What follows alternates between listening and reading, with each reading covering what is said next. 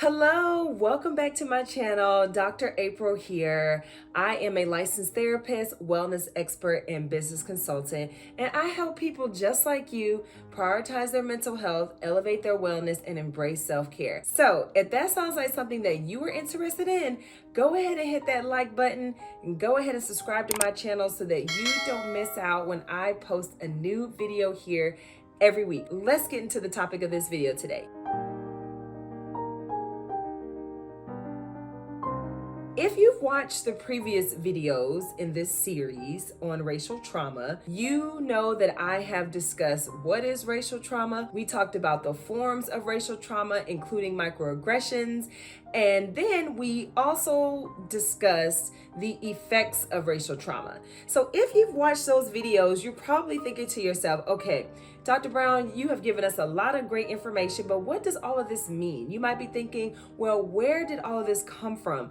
How did racial trauma come about? Why is it such a big problem today? Well, in this video, I'm going to talk about exactly where racial trauma stems from and dive a little bit into some of the history surrounding racism so that you have a bigger understanding and a bigger picture of what is really happening here, okay? Make sure you stick around to the end because I'm going to share some very, very important information that you do not want to miss. So today in this video, I'm going to talk about the history of racism, some of the influences or contributors of racism, and then some of the components of racism. And last but not least, I'm going to talk a little bit about African Americans or Black people's history in the United States and just how some of our experiences here in America have also contributed to the racial trauma that we see today. Okay, so when we talk about the history of racism, it's important to know that racism in the United States enables and causes inequities across racial groups, okay? So when we talk about some of the inequities across racial groups, essentially what this means is that ultimately in the US, there's been this history of racial domination, right? Where if you're a non-white person, society has made us believe that you are less than or that you are inferior, right?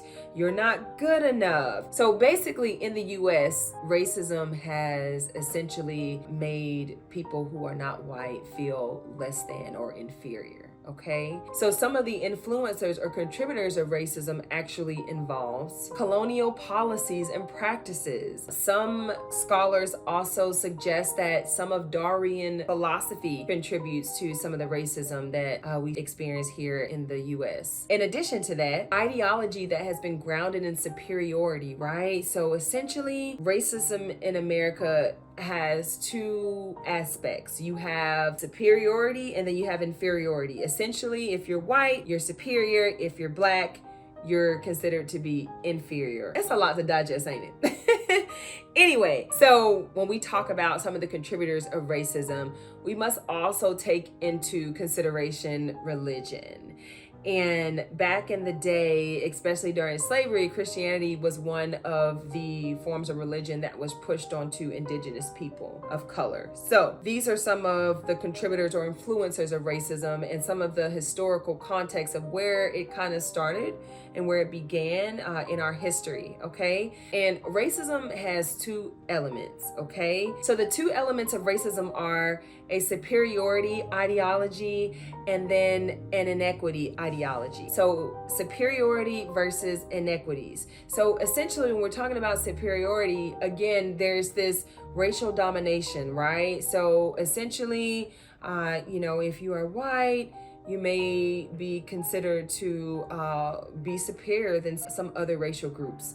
When it comes to inequities, because there's this belief of racial domination or racial superiority, essentially, if you don't have the physical features, if you don't have the same cultural norms, if you don't have some of the same religious beliefs or practices, essentially, there are practices of inequity that are essentially put in place because you don't ascribe to or fit in with what is considered the norm or socially acceptable. So there are three components of racism.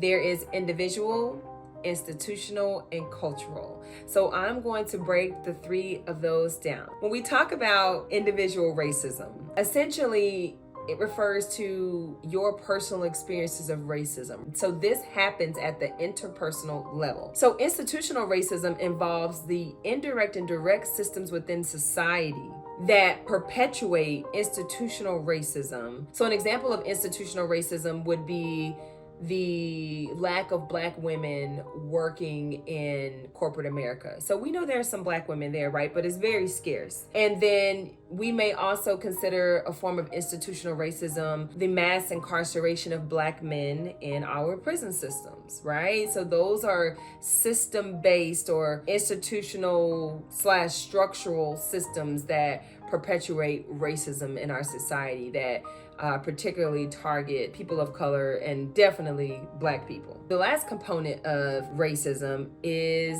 so basically when it comes to cultural racism, you have to consider beliefs, norms, values, all the things make a people a culture. And if you're stripped of all of those things, essentially you're being told, get on the gravy train with what we consider to be our norm. So essentially cultural racism just refers to a Eurocentric culture or belief system where essentially you need to follow cultural norms of a dominant society, okay? And as a result, your norms, your customs, your beliefs, and your values essentially are not important. So we've talked about the history of racism. We've talked about some of the elements of racism, and then we've also talked about some of the components of racism. So far, if you're getting value from this content, if it's really connecting with you, please go ahead and hit that like button. And don't forget to tap that notification bell as well, because I want you to make sure that you're getting this valuable information and this valuable content, okay? And so moving on to the last part of the video. So in this last part of the video, I want to talk about African Americans or Black people's history in the United States, and basically how that contributes to the racial trauma and the ongoing racism that we see today. So in America, Black people have experienced several different traumatic experiences that have resulted in some of the trauma that we see today. And as a result, kind of gives us a little bit more insight into why this racial trauma thing is even going on today. So you have to remember that in the United States, Black people not only were enslaved, but we also endured Jim Crow segregation. We endured physical assaults, rape, police brutality, sexual violence, spiritual trauma, educational trauma. We've also been treated inhumanely. And then you have to think about the destruction of the Black family unit, right? That's another thing. Not to mention being stripped of our cultural values and belief systems. And then we also have to consider the institution of marriage as well. And so while this is not everything that Black people have encountered in the US, these are some of the major things that we've encountered in the US. And oh, I forgot to mention the mental health crisis, right? Some of the racial health disparities that we experience around our physical health and our mental health. And also with Black women having the highest mortality rate in childbirth. So essentially, these are racial trauma experiences, right? And it's important to know that just because you haven't experienced some form of racial trauma doesn't mean that you're not impacted by it, right? Like seeing someone else experience racial trauma can impact you. When we go back to a lot of the mass police brutality, among Black people and all the killings and shootings of Black people, especially unarmed, we have to consider that these experiences are traumatic and they can impact you just from seeing them. So this is an example of, how we were talking about that ongoing exposure. It doesn't just have to happen in your workplace. It can be happening on the news. You can see something disturbing that happened to a Black person, on social media. So, ultimately, it doesn't matter what facet of society you're in, you're likely to run into these kinds of issues or to at least be exposed to them or see them happening around you. If you haven't already, go ahead and hit that like button. Go ahead and subscribe. Make sure you hit that notification bell. And as mentioned in previous videos, if you are looking for some resources, I do have free racial trauma resources available on my website. If you click that link in my description box, you will be taken to my website where you will hover over therapy. You're going to click on racial trauma, and you're going to scroll down to about the bottom of the page where you are going to see a plethora of resources. As I've mentioned before, I do believe that we all have a responsibility to make sure that we stay on top of our racial healing journey. Okay, so check out those resources. They're completely free. And also, if you are having an issue at work and you need some expert advice, you want some insight on how to deal with a difficult situation in the workplace, don't forget that I do offer workplace consultations. You can also find that information in the description box. And as always, thank you for sticking around. Thank you for watching this video. Thank you for coming back to hang out with Dr. Brown. And let's recap.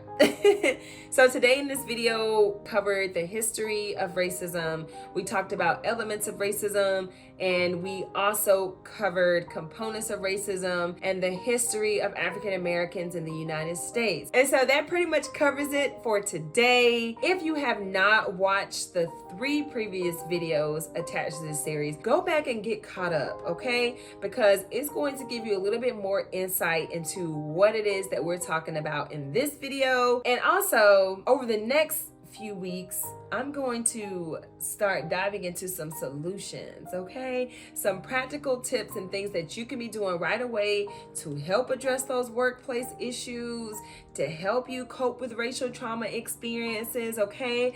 So make sure you go ahead and you watch the first 3 videos, and thank you for watching this video. And then what you're going to do is you're going to come back and start getting some solutions, okay? I told you in the first video that I am the resource queen. So I want to make sure that you have what you need, okay, to navigate all of this stuff that's going on. And so, as always, thank you so much for sharing your wellness and your time and your space with me. Bye. Take care of yourself.